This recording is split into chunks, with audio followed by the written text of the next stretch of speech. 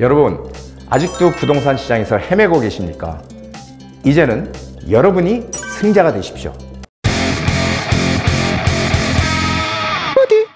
안녕하세요. 부동산 DJ 한정훈입니다. 자, 이제 1월인데요. 2024년이 이제 도래했는데, 지난해 제가 1월이 어떤 시장에 변곡점이 될 것이다라는 얘기를 드렸었는데, 올해도 지금 비슷한 양상으로 가는 것 같습니다. 자, 주택시장에 지금 변곡점이 다가오고 있습니다. 자, 그렇다면 누가 승자가 될까요? 이런 주제로 오늘 시작합니다. 자, 세미나 2월 7일 날 수요일 오후 2시입니다. 이제 설 전이죠. 세미나. 설 이후 급변하는 부동산 흐름과 투자 전략. 자, 설 이후 지금 상당히 중요한 시기예요. 사실은 재테크를 하는 우리의 입장에서는. 왜 그러냐면요, 설 지나면은 부동산 정책들 이런 것들이 상당히 많은 변화가 생길 걸로 보여져요. 그래서 지금 이런 시기를 우리는 슬기롭게 잘 넘겨야 된다. 그래서 준비를 해야 된다는 거죠. 설 이후 급변하는 부동산 흐름, 거기에 맞춘 맞춤 투자 전략 알려드리도록 하겠습니다. 세미나에 참석하시는 분들 개별 상담 1대1로 무료로 해드립니다. 자, 지금 올해 주택시장에 대해서 지금 반으로 갈려 있는 것 같아요. 지난해 우리 1월 달에 한번 시장 상황을 보면요, 지난해는요 대부분 하락의 방점을 찍었어요. 많은 전문가들이. 그래서 거의 10명이면은 9명은 하락한다에 방점을 찍었던 게 지난해 시장입니다. 여러분들 기억나십니까? 계속 뭐 때문에 폭락한다, 그렇죠? PF 부실 때문에 부동산 시장 문제가 될 것이다. 역전세가 문제가 될 것이다. 미분양이 문제가 될 것이다. 이런 얘기들 계속해서 나왔잖아요. 그래서 결국 2023년 시장 어떻게 된다고요? 하락한다고 얘기했잖아요. 자, 올해 시장 전문가들을 올해는 또 반씩 갈렸어요. 그래서 경기 침체, 역전세, 이거 늘상 나오는 얘기죠. 경기 침체 그리고 역전세, 지난해에도 나왔던 고금리, 금리가 높다는 거죠. 이 악재죠. 이게 악재로 올해 시장은 하락을 예측하고 있죠. 대부분. 근데 또 상승을 예측하는 사람도 있어요. 지난해보다는 상승을 예측하는 사람이 좀 더 많아졌지만, 그래도 지금 어쨌든 심리적으로 많은 사람들이 시장이 안 좋을 것이다, 하락할 것이다에 지금 방점을 찍고 있다는 거예요. 올해도 역시. 자, 그런데 일반인들의 생각은 어떤가? 제가 이렇게 보니까요, 지금 시장이 너무 불확실해. 그러니까 이게 이거 오를까 떨어질까, 이거 지금 경기도 안 좋지, 여러 가지 문제들이 계속 매스컴에 나오니까 결국은 불확실한 부동산 시장에 대한 그런 심리. 그래서 뭐 하자고요? 지켜보자, 좀 두고 보자. 항상 그래요. 부동산은 계속 같은 패턴이 반복되는 것 같아요. 그래서 결국은 조금 뭔가 가격이 싼 금매 위주로만 거래가 지금 되고 있다라는 거죠. 지금 이게 지금 현재 시장의 현실입니다. 자, 부동산 가격이 오르려면 뭐가 늘어나야 됩니까? 거래량이 늘어나야 돼. 거래량이 상당히 중요하죠. 그래서 지난해 2023년 1월달이 1000건을 처음으로 넘어갔던 시기가 1월달이었어요. 그래서 제가 1월이 이 변곡점이다 이런 얘기를 많이 드렸었죠. 그래서 1월을 기점으로 해서 계속 지금 이렇게 거래량이 계속 늘어나고 있죠. 거래량이 계속 늘어나고 있어요. 그래서 올해 9월달, 8월달 되니까 4000건이 넘어갔죠. 4000건이 넘어가고 9월달 되니까 3845건, 거의 유사하게 이렇게 거래량이 계속 증가를 해오면서 거래량이 늘어나니까 어떻게 돼요? 가격이, 매매가가 올라가기 시작했죠. 왜? 금매로 나와서 좀 싸게 나왔던 물건들이 소진이 되니까 그 다음에 물건은 그거보다 비싼 물건이 거래가 되겠죠. 그렇죠? 비싼 물건이 거래가 되고 그게 또 소진이 되면 그거보다 또 비싼 물건. 그러다 보니까 거래량이 늘어나면서 매매 가격이 올라간 거죠. 그래서 9월달까지 계속해서 이렇게 거래량이 늘어났던 시기가 바로 9월달까지 1월부터 쭉 늘어났던 시기입니다. 근데 여기서 이제 단기 조정기라고 제가 말씀을 드렸는데 10월달이 되니까 거래량이 3000건이 넘던 게 줄었어. 2583건으로 줄었어요. 10월달에. 그리고 11월달이 되니까 또 줄었네. 2417건. 서울의 아파트 매매 거래량입니다. 근데 12월이 12월 통계가요. 내일 이제 마지막으로 내일이 이제 끝인데 지금 1790건 정도 돼요. 1790건. 매매 거래량이 2417건에서 1790건이면은 또 상당히 줄었죠. 그렇죠. 여기 이제 12월 거래량이 1월 말까지가 통계가 나와서 12월 거래량이 되는 거거든요. 12월 1월 말까지. 그러니까 거의 이제 1790건, 1800건이 정도 되는 이제 그런 지금 양상이니까 많이 줄어드는 거잖아요. 500건 이상. 그렇죠. 한 600건 이상 지금 줄어드는 거예요. 거래량이. 자, 그런데 여기서 우리가 주목해 봐야 될 게요. 요게 12월 거래량 1790건. 이게 바닥이 될 거예요. 바닥. 1월 달 거래량은 2월 말이 되면은 1월 거래량이 나오는데요. 1월 거래량은 12월 거래량보다는 높게 나올 거예요. 한 2000건이 넘어갈 거예요. 그러면서 1월 거래량부터 다시 분기점이 될 것이다라는 게 제 판단입니다. 여러분 두고 보시면 알겠지만 지난해에도 제가 이런 얘기 드렸었죠. 1월이 바닥이다 이런 얘기 드렸습니다. 그때 사야 된다 이런 얘기 많이 했죠. 두고 보시면 아시겠지만 1월 거래량은 12월 1790건을 넘어갈 것이다. 그러면 역대 12월 거래량이 최저 바닥이 될 것이다 라는 거예요. 이때부터 다시 상승할 것이다 라는 게 제 판단입니다. 거래량 증가가 된다는 게 얼마나 중요한 거냐면은 사는 사람과 파는 사람이 거래량이 늘어난다는 건 동시에 늘어나는 거예요. 사는 사람, 파는 사람이.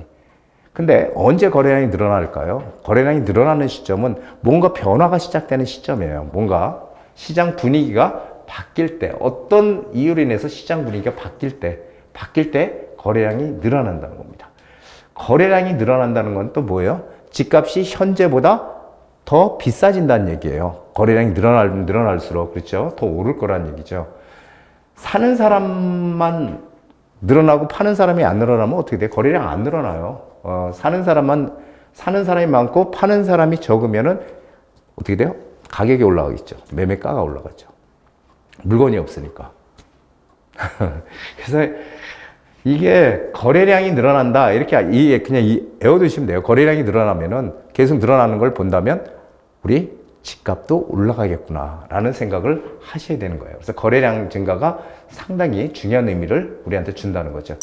자, 또 거래량이 늘려면 뭐가 올라야 돼요? 뭐가 올라야 돼요? 전세가가 올라야 돼요. 전세가가 계속 올라줘야 된다는 거예요. 근데 올해 시장은 이 전세가가 화두가 될 거예요. 전세가가 매매가를 끌어올리는 시장이 될 것이 확실합니다. 그래서 왜냐하면은 이 전세가가 계속 오르잖아요. 그러니까 이 전세가 비중이 만약에 매매가 10억인데 전세가 5억이야. 근데 이 5억이 6억 되고 7억 되고 8억 되고 이렇게 되잖아요. 이렇게 갭이 좁혀지는 거잖아요. 이렇게 좁혀지게 되면은 어떻게 돼요? 그러면은 전세로 살던 사람들이 매매로 전환을 해요. 매매 수요로. 그렇기 때문에 전세가가 올라가는 이런 거래량이 늘어나는 전세가가 올라가야 된다는 거예요. 그래서 매매가 대비 전세가 비중, 서울 같은 경우에 매매가 대비 전세가 비율이 53.7%예요. 53.7%. 이게 지난해 12월 기준인데 11월에는 53.4%였어요. 53.4%. 그래서 지금 계속 전세가의 비중이 올라가고 있어요. 그래서 전세가는 지속적으로 올라갈 수밖에 없는 지금 상황에 처해 있다는 거죠. 여러분들이 그걸 잘 아셔야 돼요. 왜 그러냐면은 전세가가 왜 계속 오를 수밖에 없어요? 지금 주택 공급이 상당히 부족하기 때문이다라는 거예요. 그러니까 공급 물량이 상당히 부족하다는 거 다 인식하시잖아요. 물론 지역마다 공급 물량이 많은 데가 있고 아니면 적은 데가 있고 지역마다 다 틀리다고 제가 말씀드렸죠. 우리는 그 지역을 봐야 되는 거지 전체 공급 물량을 보면 안 된다. 전국의 공급 물량을 보면 안 된다. 이런 얘기 제가 참 많이 드렸죠. 그래서 이 공급 물량이 지금 부족해. 이 서울 같은 경우는. 그래서 공급 물량이 부족하다니 신규 전세 물량이 없다는 거예요. 이 신규 물량이 계속 들어와야 되지 전세가가 낮아지는데 신규 물량이 없이 그렇죠. 공급이 안 되다 보니까 전세가가 올라갈 수밖에 없는 지금 구조로 되어 있다는 거죠. 특히 2024년은 착공 물량, 분양, 입주 물량, 이거 뭐 가장 최대로 감소하는 해다라고 말씀드렸죠. 올해가 바로 그 해입니다. 2024년. 그래서 결국은 전세가가 계속 오르면서 이 임차 수요, 전세 수요나 월세 수요가 매매 수요로 전환을 하지 않는다면, 이게 오르지 않는다면 절대 전환 안 해요. 그냥 살아. 안 오르는데 뭐. 근데 이게 올라주면, 계속 전세가가 올라주면 어떻게 돼요? 매매 수요로 전환한다는 거예요. 결국은 전세가가 계속 올라줘야 전세로 살던 사람들이 매매 수요로 전환을 하기 때문에 전세가 안정이 된다는 얘기예요. 자, 아이러니하죠. 그래서 결국은 올해 시장은 전세가가 오르면서 매매가를 끌어올려 갈 수밖에 없는 그런 시장이다라는 거죠. 그래서 올해 시장을 얘기한다면 상저하고의 시장이다. 상반기는 뭐 지금 계속 얘기 나오는 듯이 역전세 문제 아직도 지금 역전세가 많이 지금 사실은 해소가 되긴 했어요. 그렇죠. 그렇지만은 아직도 내줘야 되는 돈이 있죠. 아직 완전히 해소되지 않았기 때문에. 완전히 해소되지 않았죠. 그래서 내줘야 되는 돈이 있어요. 물론 작년보다는 엄청 많이 덜 내주겠지만 어쨌든 내줘야 된다는 거죠. 왜냐하면 2년 전에는 완전 전세가 엄청나게 높았던 시절이었기 때문에.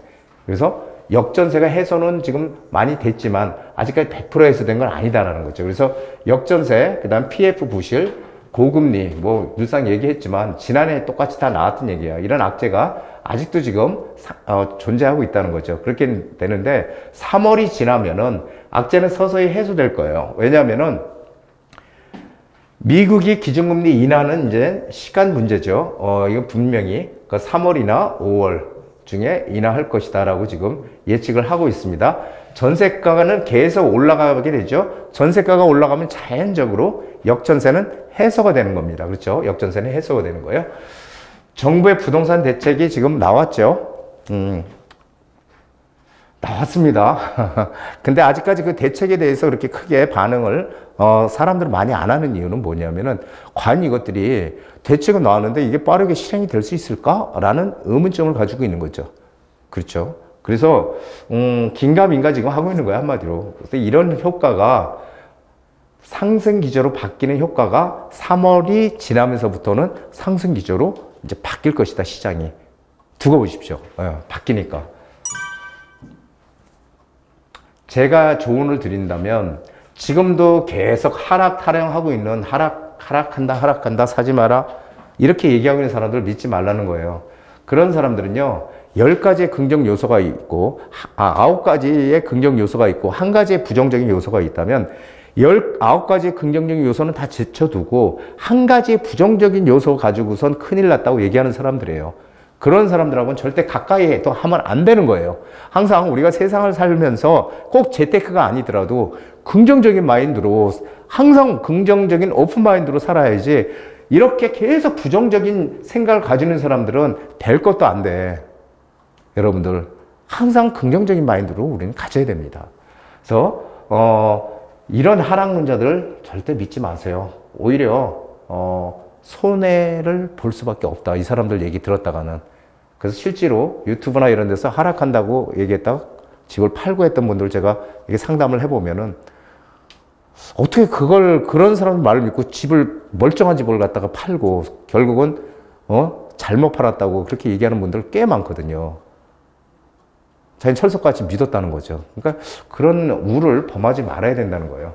자, 역사적으로요, 이 경제나 주식이나 부동산 시장은 어떻다고요? 항상 우상향이야. 항상 우상향. 결국 우상향을 하면서 약간의 어떤 굴곡은 있을지 모르지만 결국은 우상향이었다. 이게 역사적인 사실입니다. 인플레이션 시대에는 실물 자산에 투자하라. 실물 자산 다들 아시다시피 눈에 보이는 거예요. 그래서 뭐 금이라든지, 그렇죠? 부동산, 대표적인 게 부동산이잖아요. 이런 실물 자산에 투자하라. 왜냐하면 돈의 가치는 여태까지 우리가 봤지만 돈의 가치가 올라간 적이 없잖아요. 계속 돈의 가치는 하락해 왔죠. 그렇죠? 라면 20원 할 때 있었잖아요. 20원. 라면 한 봉에. 어쨌든 지금 다 가격이 올라갔잖아요. 그만큼 돈의 가치는 떨어졌죠.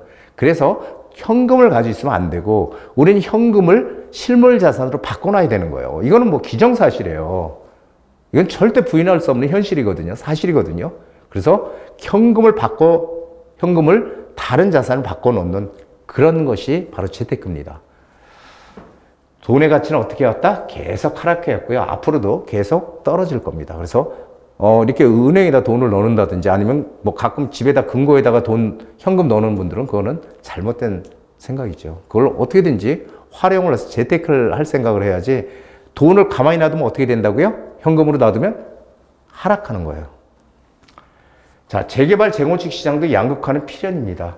안전진단 안 하게 해준다. 이제 안전진단 안 하고도 뭐 재건축할 수 있다. 너무 좋아 보이지만 결국은 안전진단이 중요한 게 아니고 재건축에서 가장 중요한 건 사업성이거든요. 사업성이 좋은 지역들은 안전진단도 면제해준대. 우리 빨리 가자. 빨리 해. 그리고 또 통합심의에서 절차를 빨리빨리 땡겨서 하게 해주겠대. 2, 3년 땡겨주겠대. 그럼 그런 데들은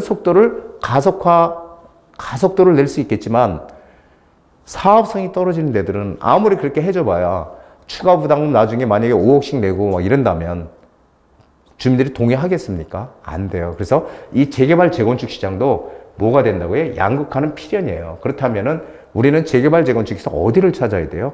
입지 가치를 보고 들어가야 돼요. 입지 가치. 이제는 이게 필연이에요.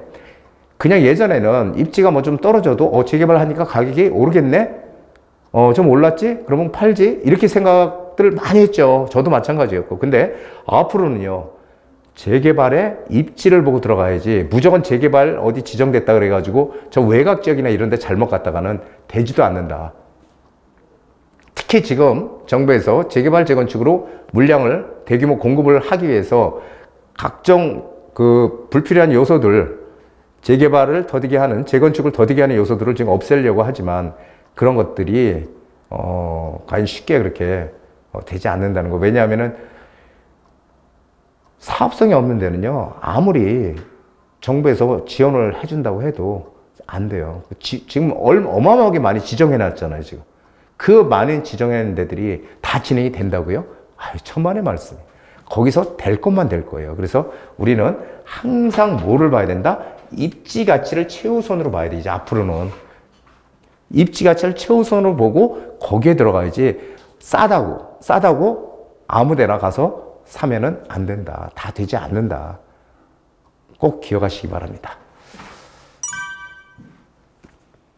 자, 세미나 2월 7일 날 구정전에 오셔가지고 좋은 정보들 많이 얻어가시기 바라고요.